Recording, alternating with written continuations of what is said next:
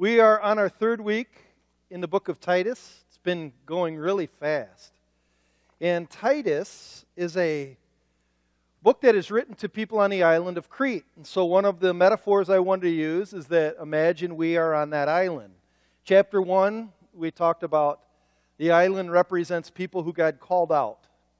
The church are people who God has called out to be His sanctified, holy people.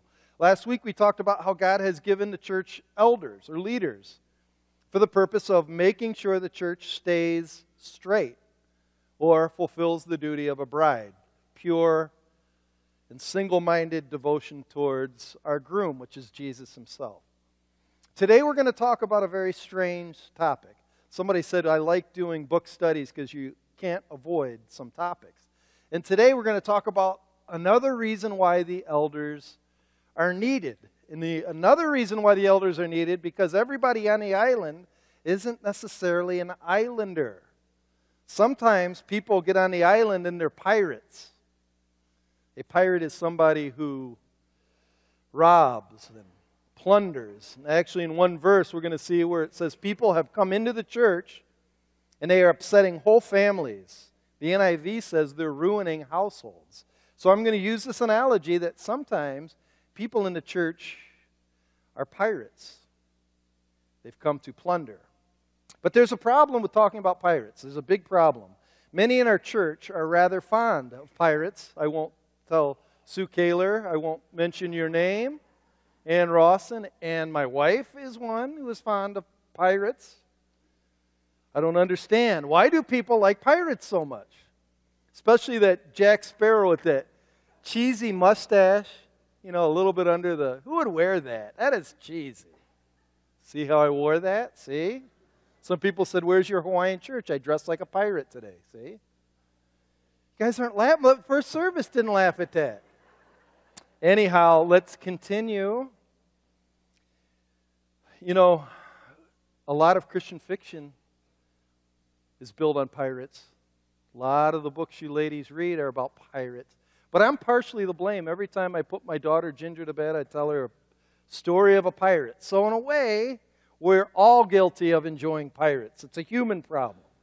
We have a tendency to romanticize and paint what is truly dangerous and wicked as something interesting, novel, and entertaining. Instead of warning people about pirates, often we promote them in our culture. It's the same question I remember growing up. I was a nice guy in school, and all my friends would ask, why do the girls always like the bad guys? It's the same question. There's this, with wickedness, there seems to be adventure and risk. But the true story is, with pirates, they're dangerous and disgusting. Actually, the true Blackbeard, his name was Edward Teach. He lived a real life of piracy where he would sink vessels. He stole one vessel, put 40 guns on it and called it Queen Anne's Revenge, stationed outside of South Carolina, and he would just wait till merchant ships came in, sink their boat, and take all their stuff. He would take caskets of wine, flour, gold, and fine clothes. He'd capture people. He wouldn't kill them, but he'd steal everything from them. And sometimes women would have nice diamond rings, and instead of just pulling them off their fingers, he'd chop the fingers right off. Blackbeard was evil. You might have heard of Charles Gibbs. Actually, in Pirates of the Caribbean, one of the first mate of Jack Sparrow is Gibbs. Well, Gibbs was a real pirate, and he would, instead of taking captives, kill all of them because they couldn't testify in court that way. And he's the one that came up with the phrase, dead men tell no tales. It's not a cool movie title. It means they don't have to witness against me in court, so just kill them. There's another guy, Henry Avery. He would torture people just to get all of their gold, even their teeth. He'd just pull it right out. True pirates are pitiful and they're putrid because they steal and destroy. And as you will see, metaphorically speaking, even in, could be our church, there's pirates. Let's read, starting in verse 10 of Titus chapter 1. Paul writes to Titus, "For there are many who are insubordinate, empty talkers, and deceivers, especially those of the circumcision party. They must be silenced, since they are upsetting whole families by teaching for shameful gain what they ought not to teach. One of the Cretans, a prophet of their own, said, Cretans are always liars, evil beasts, and lazy gluttons. Quick question, if he's a Cretan and he said all Cretans are liars, is he lying? Let's keep reading verse 13. This testimony is true. Therefore rebuke them sharply, that they may be sound in the faith, not devoting themselves to Jewish myths and the commands of people who turn away from the truth. To the pure, all things are pure. But to the defiled and unbelieving, nothing is pure. Both their minds and their consciences are defiled. They profess to know God, but they deny Him by their works. They are detestable, disobedient, and unfit for any good work. We're talking about pirates. People that act like Christians but are hiding under a mask. As I was reading, actually, verse 10 talks about these insubordinate people. Insubordinate means people that don't like authority over them. Insubordination means I'm not going to listen to you. I'm not going to do what you tell me to do. The next word jumped right out at me. It says, for there is many insubordinate and empty talkers. The word empty comes from the word vanity, means vain. There's of no substance. And they talk and talk and talk, and they don't talk about anything. It's like a wind that just passes by. And it reminded me of one of the first books I read as a Christian. My mom gave me this old book. It was called Pilgrim's Progress. And Pilgrim's Progress is the story of a man named Christian and his way to the celestial city, which is heaven. And along the way, along his pilgrimage, he would meet all kinds of different people. Some were good and helped him in his walk, but some were bad, dangerous, and to be avoided. And one of those people's names was Mr. Talkative. And Mr. Talkative was dangerous. And here's what John Bunyan says about Mr. Talkative.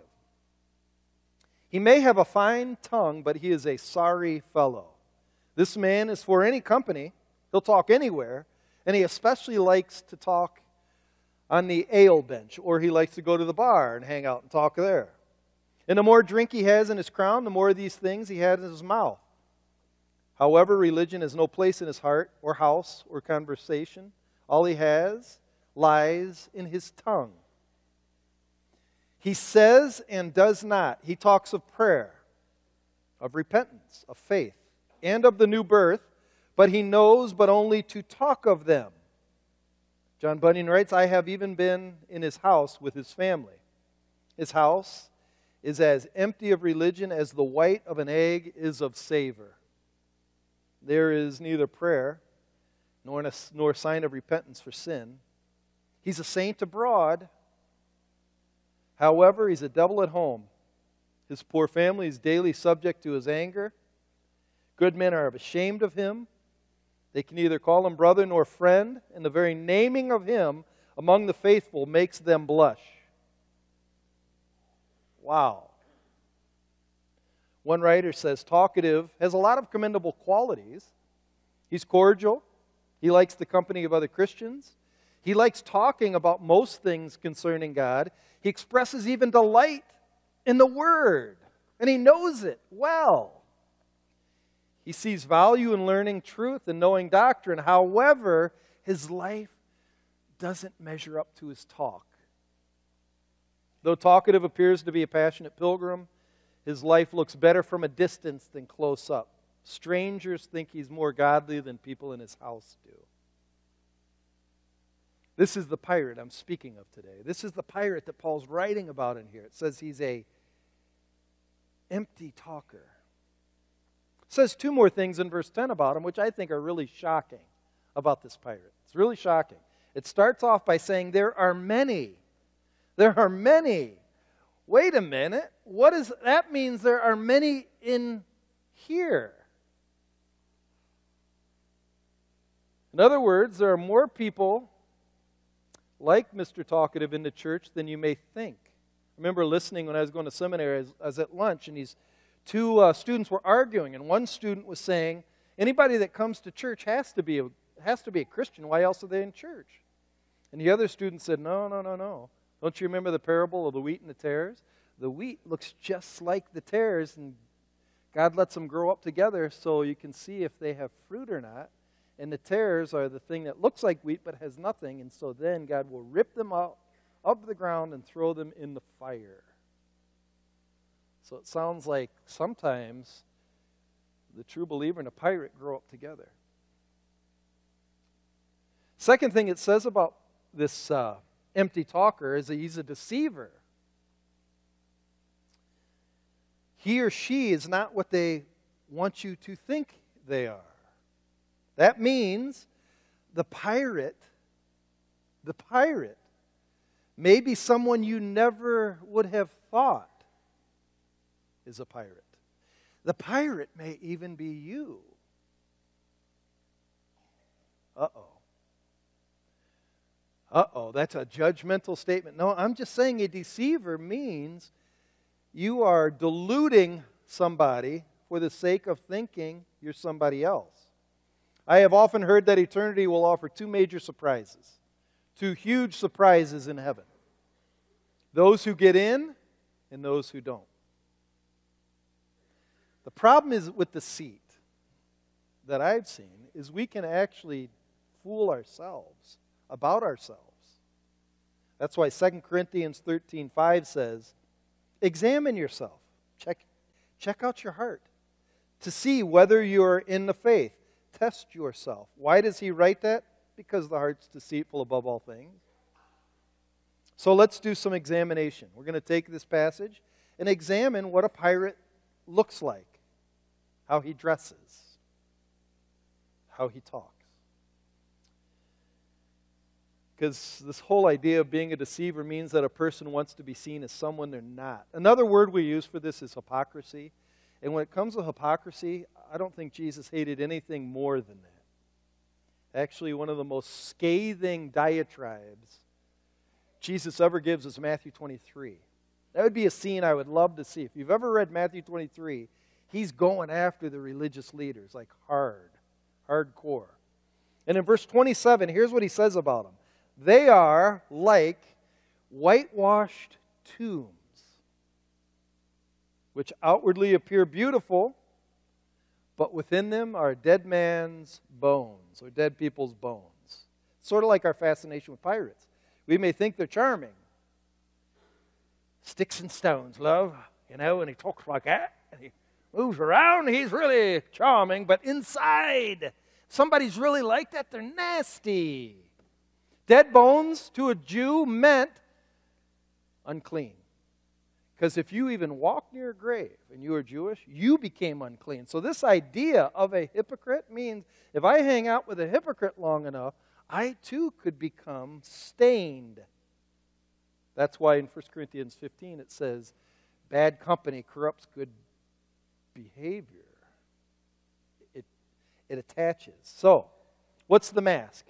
Well, in verse 10 it says not only the empty talkers are deceivers, but he says especially those of the circumcision party.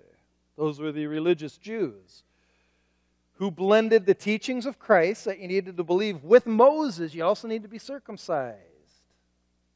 They're people who blend grace with law. They're people who blend faith alone, the clear water of faith alone, with the poison of works. You know, you could have a whole thing of clear water, but you take one drip of poison, it poisons the whole thing. Do you know faith, if you just say you must do this to be a Christian, it poisons all of grace?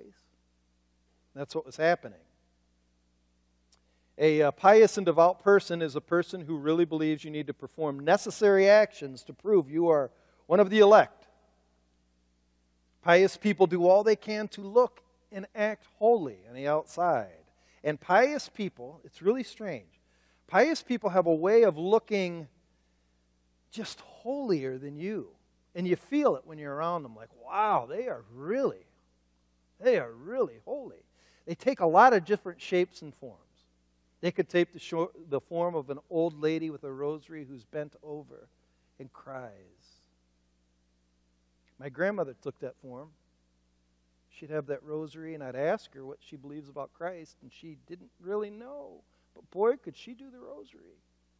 You're not supposed to talk about people like that. We wear masks. Some people wear the mask of the King James believer. And they talk like this. They get that buzz haircut, and they got a three-piece suit and a tie. They put that King James Bible underneath that arm, and by golly, they're there every Sunday night and Sunday afternoon and Monday night, Wednesday night. Oh, you don't like that? Well, okay. Some people have long black beards and wear black robes and wear these wooden chains, and they have pasty white skin, and they say they're priests, and they walk around suffering everywhere they go. It's like that in Russia. Talked to this one guy carrying an icon everywhere he went. And I would say, do you believe that icon helps you get to know Christ? It's a window into heaven. Well, no, it's not. You're not supposed to make those images. That's what the Word of God said. He looked holy, but did he really know? Some people are like hippies. They say peace, and they drive a VW van, and on the side it says Jesus saves. They got a rainbow t-shirt. Some people are really cool. They wear skinny jeans and a black jacket and kind of shaded things, and slick back their hair. Some even befriend actors and singers. The key to the hypocrite is they want to look holy, so you think they are close to God. Not everybody who does that is a hypocrite. I'm not saying that. However, what I am saying, that's where hypocrisy starts. Hypocrisy always starts with image. Always. Impression and image for the hypocrite is more important in an intimate walk with God. This is something I really noticed in youth group. I noticed when people are really intimate, like they really have a real good relationship, you don't need to broadcast it. But kids that don't, they're the ones that do the PDA. PDA people are people that need to show you that they have a good relationship. But people that actually do have a good relationship, especially marriages that do have a good relationship, they don't need to broadcast it because it's sacred to them. Why do I want you to share in something that means a lot to me? And I think sometimes faith is like that. People that really know God don't need to show it. That's why God says, don't let the left hand know what the right hand's doing. Second thing is what I find here about the pirate in verse 14. Talks about how they try to get their followers to devote themselves to Jewish myths and the commands of people. So in other words, these people, this whole idea of Jewish myths is that they're spiritual insiders. You'll understand what I mean in a second. The second mask is not only do they look pious and devout, but they come across as if they have inside information about God nobody else has. This word myths, in Jewish myths, literally means a fabricated story that seems to be carrying some lofty spiritual truth, some secret, but it's not based in any real reality. That's the idea of a myth. And it looks, wow, whoa, but it's not real. There's a lot of Jewish myths that I came across, but I'll tell you about the myths that we follow here. There are Christians who think they know more than you because God showed them a special insight, or they read a popular new book like The Harbinger, or they have some new mysterious prophet they follow who teaches them about blood moons and the return of Christ, or Daniel's secret diet, or Enneagram readings, that's the new cool thing, or Kabbalah, insights from the Kabbalah, or the Bible code, or how to tap into God's power through positive thinking. You just think it, man. If you think it hard enough, it becomes reality. No, it's not true. It's like this secret. Some people believe you can harness Tai Chi to balance nature's forces. Some meditate on the 7 mountains of God, and you'll climb the mountains in your meditative prayer. What mountains? Well, 7 mountains God showed me. Where? Well, in my mind, in my study. Some people teach if you bury a statue of St. Jude in your front yard upside down, you'll sell your house. A lot of my family tried that. Some people teach you put flowers in your statues of Mary crying, or you go to a church where a guy has a stigmata in his hand, which is a bleeding palm, you'll have special favors. The newest charismatic teaching is the 7 mountains mandate and the manifest sons of God, special people with special powers, issuing God's kingdom on earth through their ability to pray. It's all about secrets. And I have secrets and more secrets. And if you study what I study, you'll know more than the average Christian, and you'll be closer to God because I got secrets. Secrets. Keep it secret. I've even heard some people say, if you come to our study group, when we sing and pray, we really meet with God. So you're saying the church doesn't meet? What are you saying by that? Other people do? Well, no, we just meet with God. So we don't? I don't understand. I have a special insiders. And then the third thing is the end of verse 14 talks about the commands of people who turn away from the truth. So they're teaching. Commands has an urgency. You must do, but they're commands of people. They are man-made commands. So this third mask they wear is they are a law unto themselves, meaning they've made their own commands, and you got to do what they say if you want to be close to God. So they become a law unto themselves. So they're insubordinate, verse 10, meaning they don't want anybody over them. However, they want to be over everybody else. There's people that don't want any church authority because they want to be the authority. They want to tell people what to do. So they don't like to be told what to do.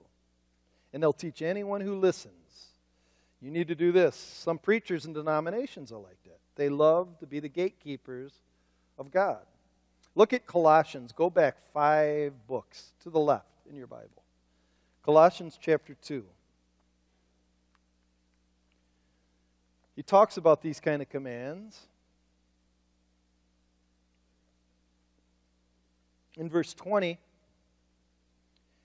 and Paul's talking about how this happens. He's saying in verse 20, if with Christ you died to the elemental spirits of the world, that the elemental spirits that some will call the basic teachings, and the basic teachings are you do this to become this kind of believer. So if with Christ you died to the elemental spirits of the world, why, as if you're still alive in the world, do you submit to its regulations? Do not handle, do not taste, do not touch. Meaning these regulations of if you fast, or if you do this, or if you don't do this, if you wear this or don't wear that, or if you eat this or don't eat that, you are more the kind of person God wants you to be. In verse 22, referring to things that all perish as they're used according to human precepts and teachings. These have indeed an appearance of wisdom in promoting self-made religion and asceticism and severity to the body, but they have no value in stopping indulgence of the flesh. I'll give you an illustration what I mean by this. My grandmother often would fast, and often she'd fast on really important days to show her devotion to God. And she sometimes would fast on Christmas. So she'd make a big Christmas dinner, a big feast, and she would serve it to the whole family, and my dad would say, Ma, sit down and eat. I can't, I'm fasting today because I love the Lord. So all of us who eat don't love the Lord. Well, that's up to you. And my dad would go, Ma, stop that religious stuff. That's ridiculous. And that's what this is talking about. This religious stuff, it doesn't really make you closer to Christ. It just makes you appear like you are. It's a game.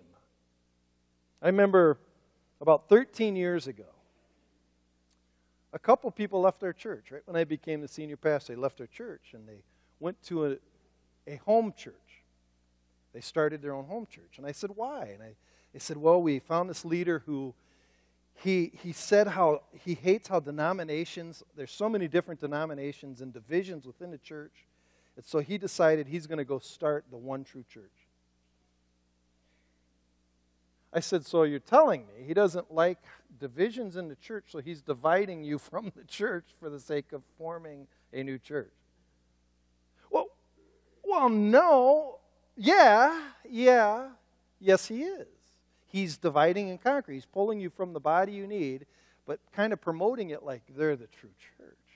Actually, somebody's telling me about this church that formed, this home church that formed. All these people left their church so they could form their home church. But the only problem was the first time they met, they disagreed on whether they should use juice or wine for the communion service, so they split.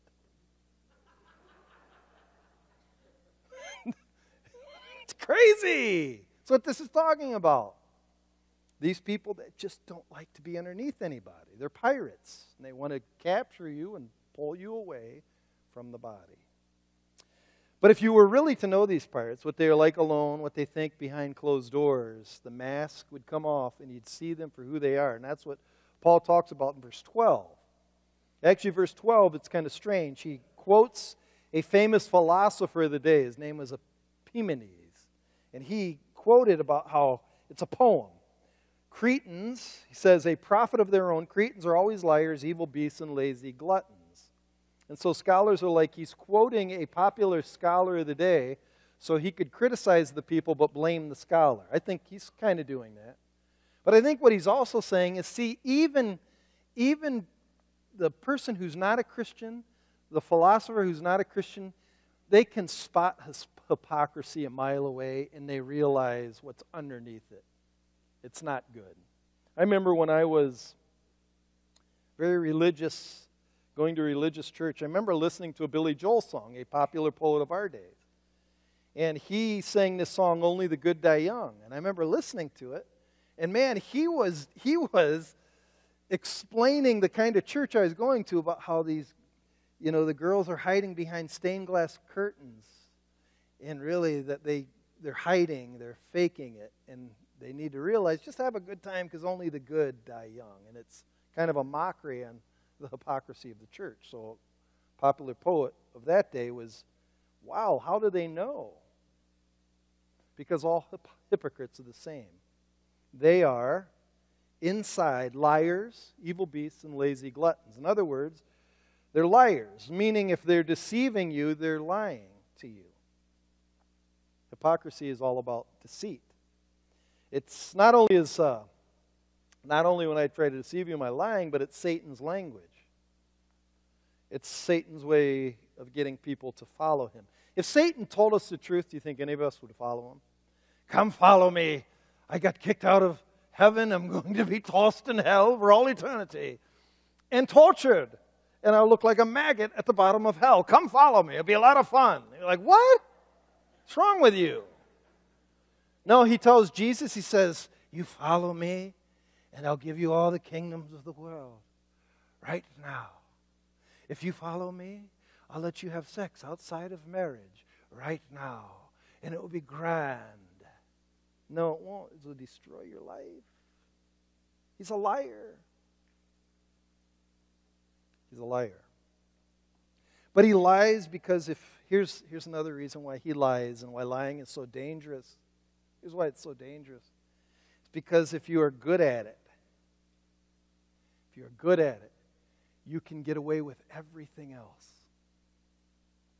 If you're a good liar, you can hide the brute, which is the beast and the lazy glutton. And all that is the side of you that just wants to have what it wants. It wants to eat, drink, and get its fill of all of its gross desires. And so a lie shields that.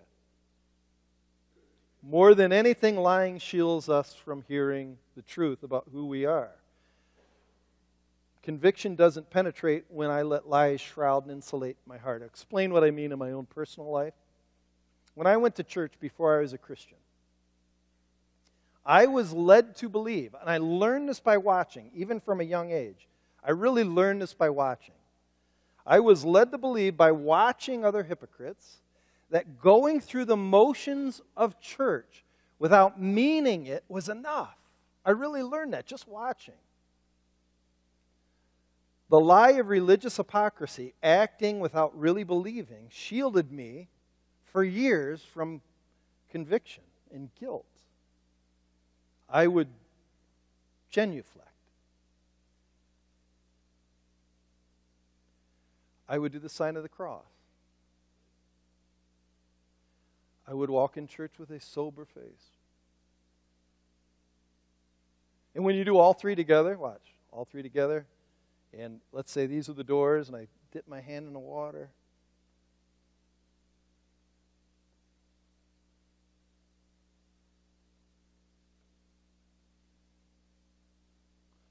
That is impressive. See how holy he is? Do you know how many people do that all the time? And if you pointed out how judgmental, I'm talking, and I say this often, we serve a real being who lives, who sees me right now. He sees me right now. He's sitting at his Father's right hand right now. And this, to him, the ceiling doesn't exist. He can see right now into my heart. And when I act like I'm with him, don't you think that makes him mad? What if your kid did that to you? I love my father. Hey, son, how are you?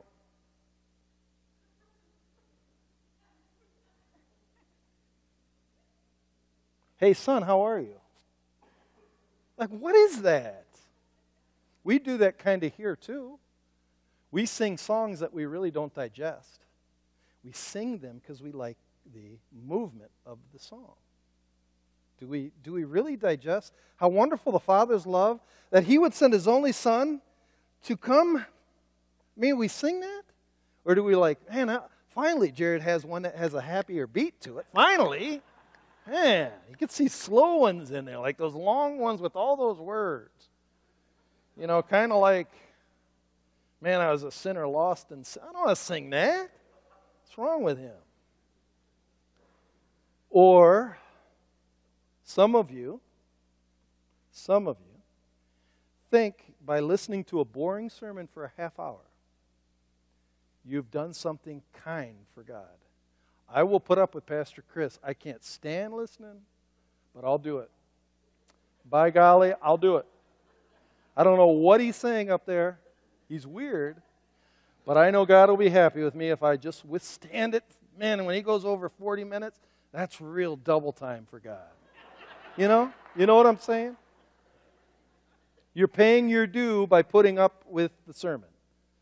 And so it gives you a sanction to leave and then do what you want. Because, let's be honest, I know what happens in deer camp.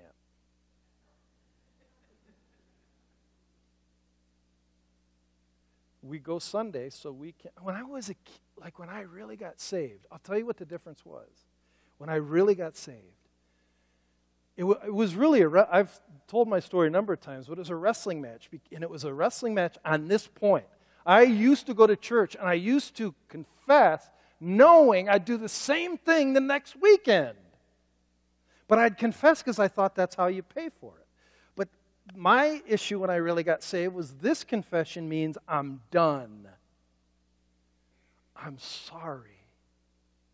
And I need to change. That was real death. That was death. And some of us just we're pirates. We wear a mask. Some of the most religious places have the most wicked people. So what should we do about the pirates? Do we let them play the hypocrite? Do we ignore them? Do we put them in positions of leadership? Paul says, no. 1,000 times no, they're actually dangerous because according to verse 11, they are upsetting whole families. And they are gaining shameful gain. They are looting people like pirates. In 25 years of serving the church, I've come across a lot of pirates. I have actually seen pirates destroy my grandmother and my grandfather. Destroyed not just their faith, but their lives. I've seen it. They stole everything from them, and they were liars. I've witnessed friends who have seen loved ones have their faith shipwrecked because of pirates and bad preachers. And so if we just let pirates prattle away with empty talk, it can be actually really destructive. And so what Paul says is they must be, look at verse 11, they must be silenced. Wow. That means they must be told to be quiet and shut up. Stop it. Reason why, Timothy says, because some teaching can actually spread like gangrene. Gangrene is that infection that if you don't chop off a leg or an arm, it can go to your heart and kill you. But here's the problem. People don't like it when you kind of say, that teacher's bad. That movie's bad. No, that teacher's bad. I should be a preaching critic. That theology is bad. If you're an office watcher, you know what I'm talking about. People don't like when you call people out, but Paul did it all the time. He called out Alexander the coppersmith, said, watch out for that guy. He said, Diotrephes, don't have anything to do with him. He's ambitious. Peter called out Simon Magus, and Luther called out the Pope. The Pope? Wow. That was why they hunted him down and wanted to kill Luther. I've had people leave our church because I disagreed, and I tried to do it kindly. They give me books to read. I'd read the book. I'd say, that book is trash. And they got mad. They really got mad. And I had somebody leave because we were in a prayer group with men, and this guy is just talking how great Benny Hinn is. And I said, stop it. And he said, what? And I said, do you know the theology Benny Hinn even teaches? He's a charlatan. And the guy says, how dare you? I said, how dare I? And I said to him, how come doctors? So if I go to a doctor, and the doctor says, don't try that medicine, it doesn't work. We take it like face value, okay. Or if you go to your stockbroker and ask him, what about this investment strategy? He goes, no, that's a bad interest rate. Don't do that. But when we go to preachers and they say, that's heresy, we're like, oh, how dare you? Wait, I studied this. Benny Hinn's a fool in his theology. Oh, you're not allowed to say that. And so the guy left the church. And that guy who I said that book is garbage to, 1995, and it's some of the worst. The Harbinger's some of the worst argument I've ever read in my life. And he said, how dare you criticize that book? And they leave. I remember my wife and I were at this church, went to my home church, and this family we really liked invited us over to a Bible study at their house. We went to this Bible study, and they invited this weird guy, like really charismatic, tall, good-looking guy, and he started preaching annihilationism. That means if you're not a Christian and you die, you don't go to hell, you just are annihilated. And I said, that's wrong. And he's like, oh, he looked at me like this. I used to think like that too. I'm like, what? I said, what is that? He's like, you'll come to the light someday. You'll come. And I said, no, you're wrong. You're wrong. And we left, and they thought we were rude and all that, but the guy was wrong. And I went to the leader of our church. He said, yeah, we kicked that guy out a couple years ago because he was spreading heresy. People won't like you when you try to say it's just wrong. The second thing he says is look at verse 13. So this testimony is true. In other words, he's saying this is the way pirates are. They really are liars. And he said, therefore, rebuke them sharply. That means get in their face and say, you got to change. But this time, it's not just to stop them, but so they will be sound in their faith. So really, rebuking is for love. It's out of love, because I care about you. Proverbs 27:5 says, better is an open rebuke than hidden love. Disagreement is often a clear sign of love. Sometimes a pirate doesn't know he's a pirate. And it's good to just say you're wrong. And you have to have backed up why you're saying that. Do you remember, and some of you won't like this, but do you remember Rob Bell? Do you remember Rob Bell? Rob Bell was incredibly popular in Grand Rapids area.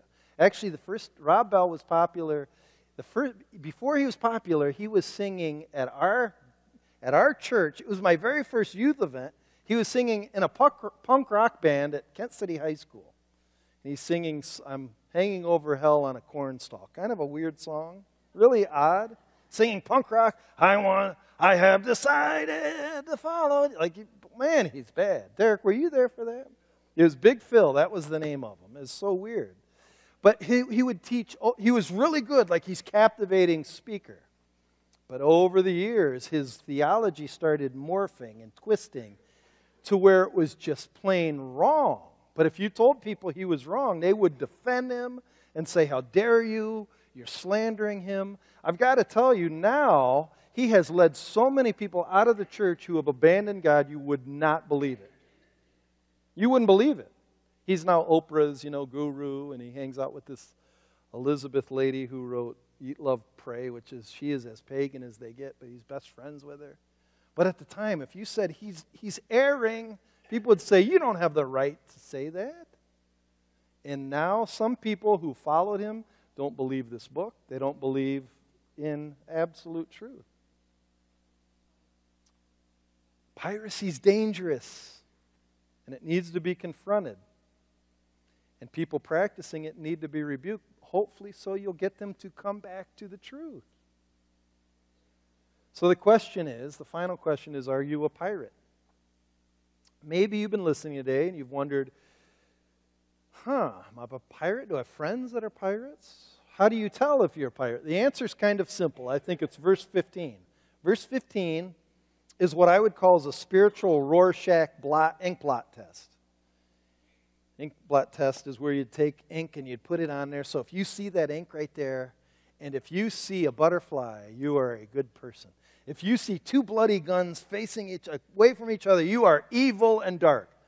That's just an illustration. That's not true. I see the guns. Anyhow, we'll keep going. But the idea here is verse 15 is sort of the test that will show you what's really inside of me. Listen to what Paul writes. To the pure, to those who are really his, those who are ruled by the Spirit of God in their mind, all things are pure.